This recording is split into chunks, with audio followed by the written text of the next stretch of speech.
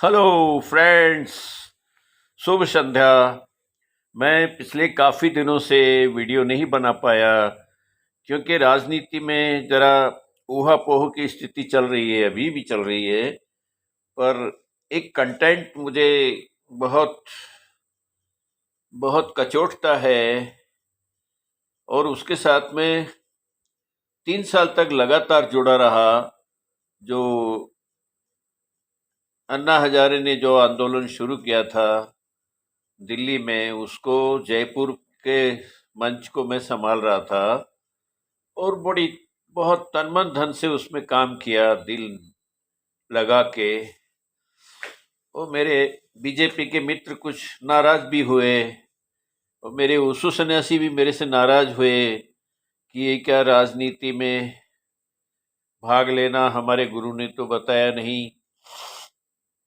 तो मैं उनको यही कहता था कि भाई, ये जो भी कुछ करा रहे हैं गुरु ही करवा रहे हैं, कुछ उनको जरूरत होगी मेरी, इसलिए वो करवा रहे हैं, तो चलो करने दो। फिर कुछ गलत हम कर नहीं रहे।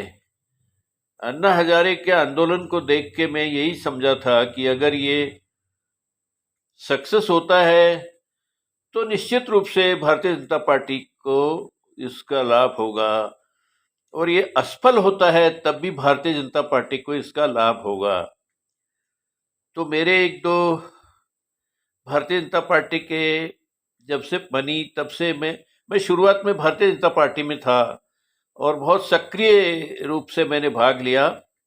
और उस वक्त मैं जब सुब्रमण्यम स्वामी दिल्ली के राष्ट्रीय अध्यक्ष थे तो मैं राजस्थान का उपाध्यक्ष था राजस्थान में। तो इतना सक्रिय भाग लेने के बाद में फिर मैं उसमें भाग लिया अन्ना आंदोलन में, तो मेरे सारे मित्र थे वो नाराज हो गए। और एक तो मित्र थे, भूतपूर्व मंत्री भी थे, वो गार्डन में मेरे साथ ही घूमते थे, एक ही गार्डन, उनका घर भी मेरे घर के आसपास ही है। घूमते थे तो उस वक्त में कैप डिवाइड कर रहा था, मैं भी अन्ना हूं कि खरीद के, वो अपनी खरीद के डिवाइड करनी पड़ती है। वहां अन्ना आंदोलन में कोई ऐसा नहीं कि ऊपर से कोई 100-200 कैप दे दे, नहीं, बना के वो लोग लेके आते थे और वो रीजनेबल रेट में बेच, तो खुद खरीद के मैं वो कैप बांट रहा था। तो वो मेरे मित्र जो भारतीय जनता पार्टी के भूतपूर्व मंत्री थे वो भी मिले, बोले भारती जी किस चक्कर में पड़ गए। मैं बोला बंधु देखो, चक्कर तो जरूर है लेकिन ये फायदेमंद चक्कर है, आप देखिएगा, अगर ये आंदोलन सफल हुआ तो हमें फायदा होगा और असफल हुआ तो दोनों हाथों में लड्डू है मेरे। बोले नहीं। मैंने कहा नहीं तो जाने दो, मैं तो आप लोगों के लिए काम कर रहा हूं, मुझे थोड़ी चुनाव लड़ना है। फायदा होगा आपको होगा, नुकसान तो कुछ होगा नहीं, ये तो मेरी गारंटी है। तो जब आंदोलन असफल हुआ, वो तो मुझे रोज मिलते थे गार्डन में, तो मैंने उनको बोला कि देखो, अब ये जितने भी असफल होके ये नाराज जो करोड़ों लोग जुड़े हैं, ये कहां जाएंगे मुझे बताओ। क्योंकि कांग्रेस की वो बुराई करते हैं, विपक्ष की वो सब बुराई करते हैं, लेकिन बीजेपी की तो कोई ऐसी बात नहीं थी कि वो बुराई करे। तो अभी हमारा जो दौर चल रहा है, ये सारा का सारा करोड़ों लोग ये हमको सपोर्ट करेंगे, आप देखिए। तो वो हंसने लग गए। मैं बोला देखो, सीधी सीधी बात करो, हंस के ये आधी बात कही, आधे हंसे नहीं, ये हंसी मुझे नहीं चाहिए, मुझे आपका कमेंट चाहिए।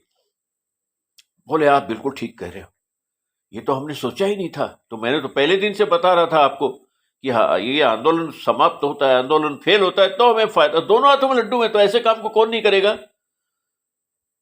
तो वो खुश हो गए उस दिन।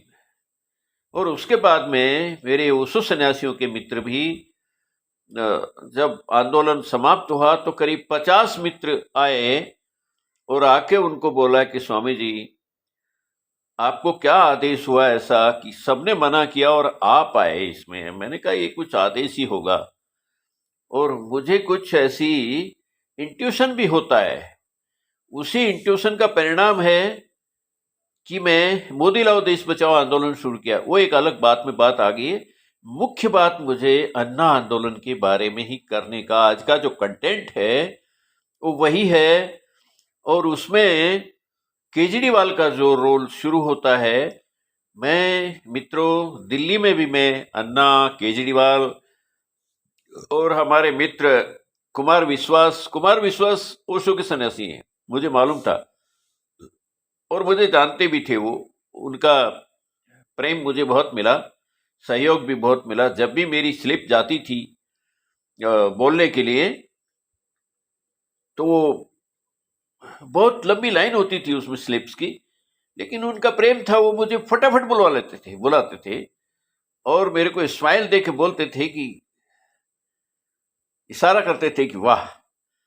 तो मैंने एक एग्जाम्पल दिया था कि अगर हाँ ये आंदोलन असफल भी होता है, भगवान ना करे सफल तो होगा, लेकिन असफल भी होता है, तो जितने भी ये आंदोलन में भाग लेने वाले मित्र हैं, ये उस चिड़िया के जैसे हैं जो आग लगती है चोंच में पानी लेके बुझाती है, उसका नाम लिखा जाएगा, आग बुझाने वाली में लिखा जाएगा। वो विश्वास जी को ये बात बहुत अच्छी लगी। वो अपने हर संबोधन में इस बात की चर्चा जरूर करते थे। तो बहुत प्रेम था उनका मेरे प्रति। अब केजरीवाल के ऊपर बात आती है कि इस आदमी को, मैं पॉलिटिकल साइंस का देखिए स्टूडेंट हूं और अभी भी हूं, तो मेरा ये राजनीतिक विश्लेषक के रूप में ये अनुभव बता रहा था कि ये जो हम काम कर रहे हैं अन्ना जी के मार्फत, केजरीवाल को ऊपर लाके, केजरीवाल को एक राजनीतिक चेहरा बना के, एक सूर्य उदय होता हुआ मुझे दिखाई दे रहा था कि एक भारतीय राजनीति में एक ऐसा सूर्य का उदय हो रहा है जो पहचान बनेगा, न्यू कमर का भरोसा बनेगा, लोग भरोसा करेंगे।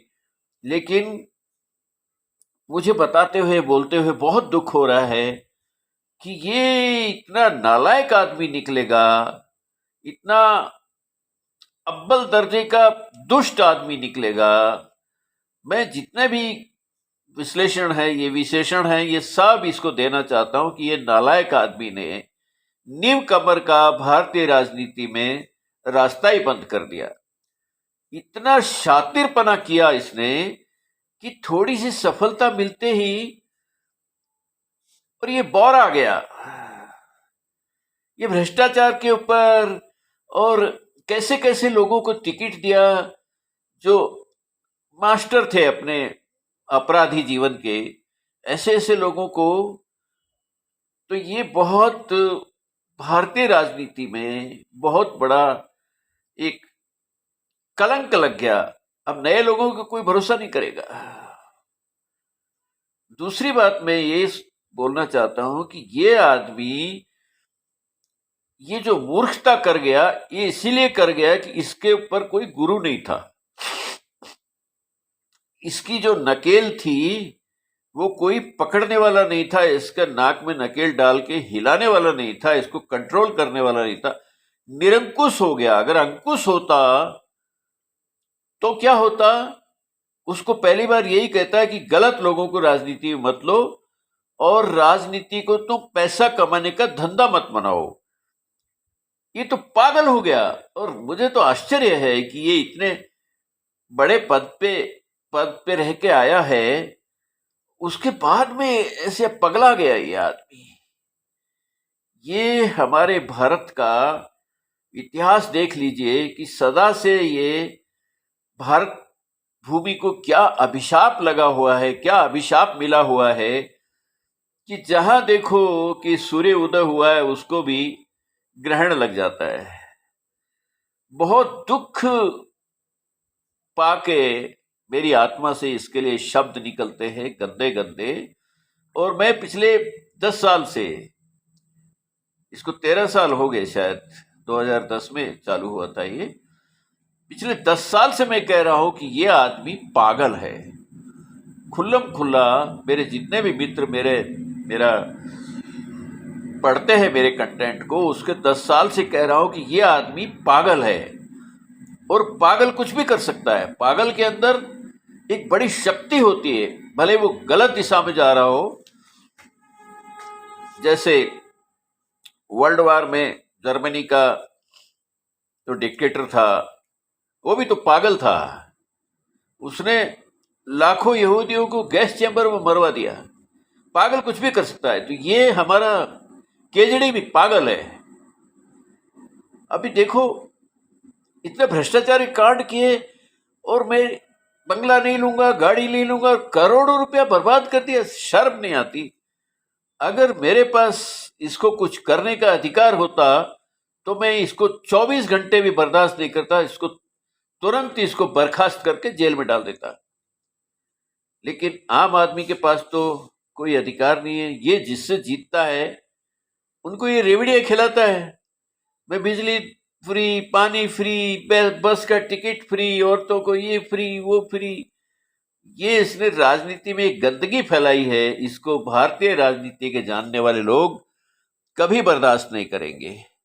काफी लंबा वीडियो हो गया है, तो अब मैं इसको बंद करता हूँ। Okay, see you, bye.